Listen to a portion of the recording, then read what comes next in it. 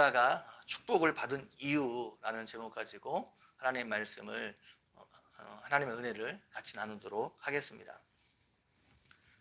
이스라엘의 현실적인 장자권은 두 지파를 형성한 요셉에게 돌아갔지만 가장 중요한 영적인 장자권은 유다에게 돌아갔습니다. 유다도 장자권을 계승하기에는 합당한 사람이 아니었습니다. 그도 요셉을 애굽의 노예로 파는 일에 앞장섰던 사람이고 결혼도 가나안 여인과 했습니다. 그로 인해서 엘, 오난, 셀라라는 아들을 얻었지만 이 아들들 모두 악했습니다. 아마 어머니인 가나안 여인의 영향을 받아서 그런 것 같습니다. 첫째 아들 엘을 위하여 다말이라는 며느리를 얻었지만 엘이 하나님께 범죄함으로 하나님께서 엘을 치셨고, 둘째 아들 오난이 형수에게 들어갔지만 오난도 하나님 앞에서 악을 행함으로 하나님께서 오난도 치셨습니다. 나중에 셀라가 장성했음에도 불구하고 셀라마저 죽을까봐 그것이 겁나 유다가 셀라를 다말에게 주지 않았습니다. 이것이 하나님 앞에서 의롭지 못한 행동이었습니다. 유다의 며느리 다말은 예수님의 족보에 들어갈 만큼 지혜롭고 신앙적인 여인이었습니다. 그가 창녀 복장을 하고 유다를 유혹해서 자녀를 낳아 가문의 대를 이어가게 했습니다. 이것이 윤리적으로 보게 되면 문제가 있는 일이지만 이게 신앙적으로 하나님과의 관계 속에서는 당시에 아무런 그 문제가 없었습니다. 유다는 자기 아들을 둘이나 먼저 저 세상으로 보내는 굉장히 어려움을 많이 당했지만 이 다말과의 사건을 통해서 유다가 깨닫게 된 것이 많은 것 같습니다. 이후에 그가 영적으로 많이 성장했습니다. 유다가 이전과 다르게 공동체를 먼저 생각하고 희생하고 책임지려 하는 모습들을 성경 곳곳에서 볼 수가 있습니다. 유다가 이스라엘의 영적인 장자권을 계승하게 된 계기 중에 하나가 유다가 책임지는 삶을 살았기 때문입니다. 가나안 땅에 기근이 들어 양식을 구하러 갔을 때 총리인 요셉이 자기 형들을 알아보고 여러 가지 시험을 합니다. 그들을 정탐꾼으로 몰아 시므온을 불모로 잡고 돌아올 때는 반드시 베냐민을 데리고 와서 너희의 혐의를 벗으라 말합니다. 그들이 돌아와 아버지에게 이 사실을 말했지만 아버지 야곱은 이것을 믿지 않았습니다. 그래서 베냐민을 데리고 애굽에 가는 것을 허락하지 않았습니다.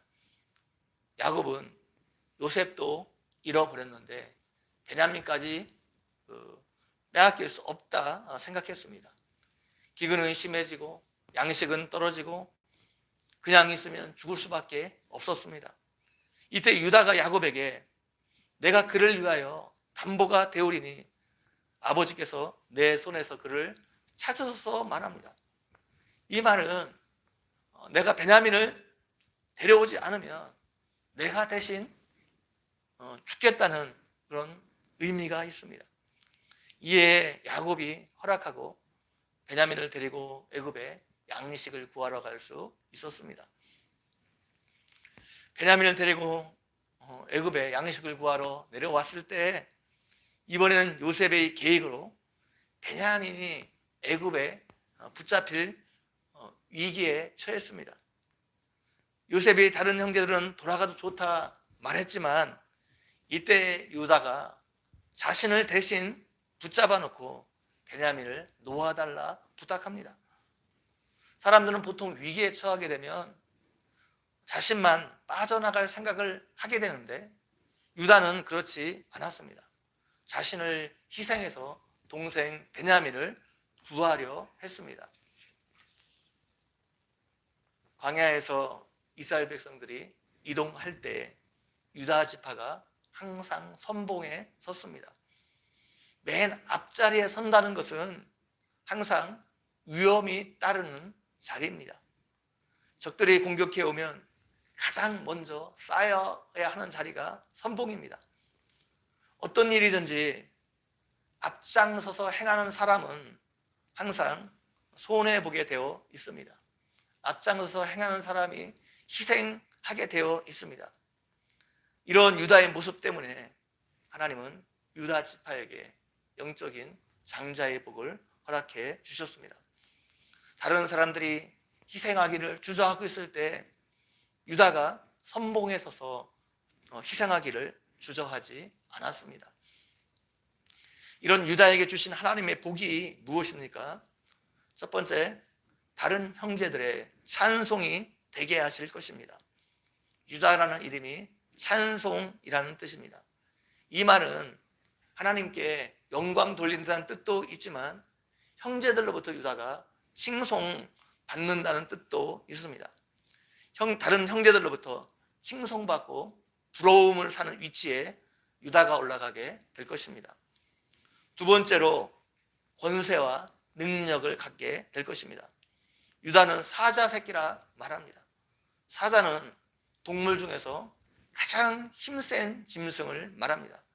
사자처럼 권세와 능력을 소유하게 될 것입니다.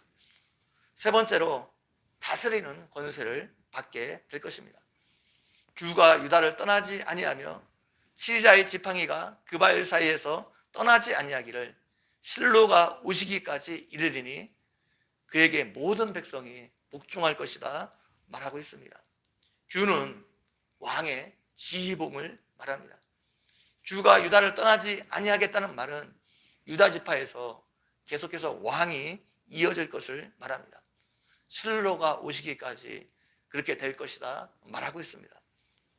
실로라는 말 해석하기가 굉장히 어려운 말인데 어근이 살렘이라는 말과 비슷한 어근을 가지고 있습니다. 평화와 안식 이런 뜻이 있습니다.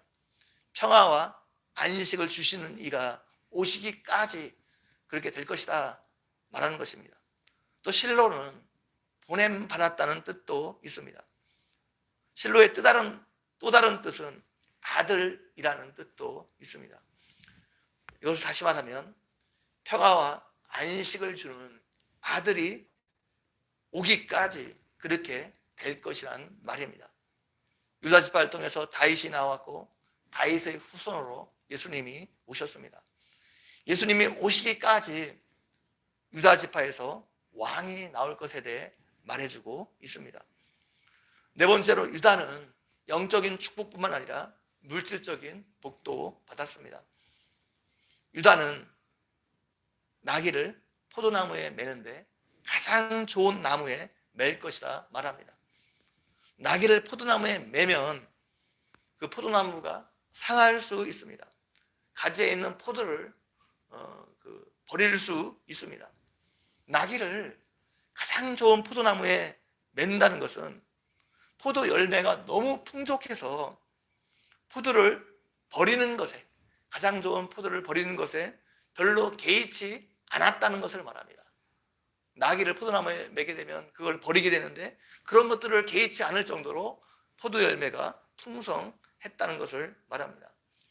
포도주가 얼마나 많으면 옷을 포도주에 빨겠습니까? 물질적으로 유다가 축복받을 것이란 말씀입니다. 유다가 이렇게 모든 일에 자신이 선봉에 서고 공동체를 위해 희생하고 책임지는 자세로 삶을 살았기 때문에 하나님께서 그를 높여주셨고 물질적인 복도 허락해 주셨습니다.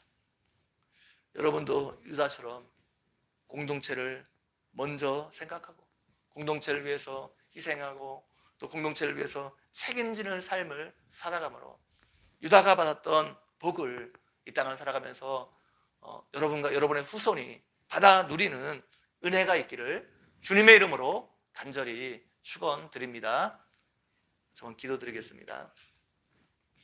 하나님, 오늘은 우리가 유다가 복을 받은 이유에 대해서 살펴보았습니다. 유다가 항상 공동체를 위해서 먼저 앞장서고 책임지고 희생하는 삶을 살았던 것들에 대해서 살펴보았습니다. 하나님 아버지, 이런 유다의 모습을 주님께서 귀하게 보시고 유다를 높여주셨고 유다와 유다의 후손에게 하나님께서 복을 허락해 주셨는데, 우리도 유다처럼 공동체를 먼저 생각하고 희생하고 책임지는 삶을 살아감으로 유다가 받았던 그 복을 우리와 우리의 후손이 받아 누리는 은혜가 있을 수 있도록 주께서 함께 해주시기를 원합니다.